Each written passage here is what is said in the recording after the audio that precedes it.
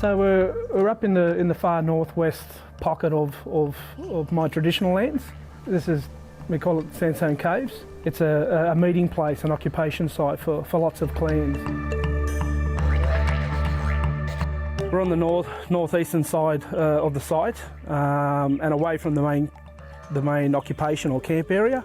It's caged here to protect the grinding grooves and some of the markings inside. We've had incidences in the past when this was an open site back in the 80s where we had a lot of desecration and damage being occurred here.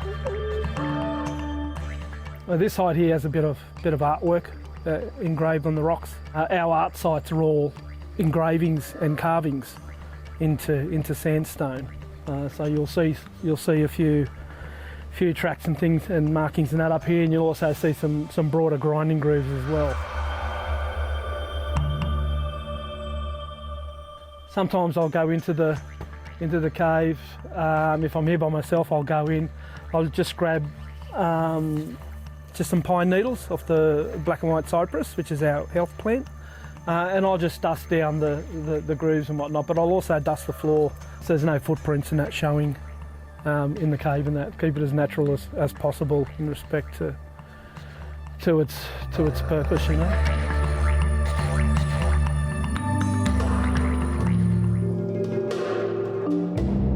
This is one of two holding wells that were traditionally fashioned out of the sandstone by my ancestors. Traditionally, we manipulate the environment to suit our needs. So all the water that was brought up here was held in this larger one and a smaller one a little bit further in the caves. But you can actually see now some of the damage that was done, quite extensive damage here. You can see the actual floor of that well.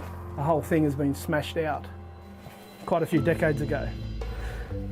And that was primarily due to opening this site, getting those people in that are not here to appreciate the site. And we had a lot of desecration here. Thousands of people would carve their names in these walls. But you can see from here, you can't repair that. That's something that was utilised for tens of thousands of years, and now it's gone, it's lost. We can't fix that. So I just wanted to bring that to light on these areas here and those sensitivities, and they're the things that really can really impact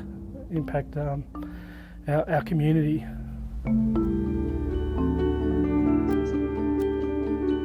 I'd love to get more of the younger kids and community involved in the delivery of the message.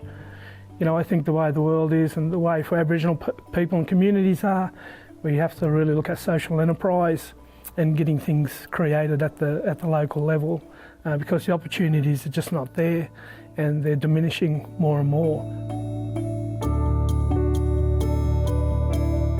I am this country is me, if that makes sense. I belong to it, the same way it belongs to me. You need a week out here to really appreciate the country, and some of the places that you'll get to visit and explore, such as this, will really open your eyes, and you don't have to travel thousands of kilometres or overseas to get that experience.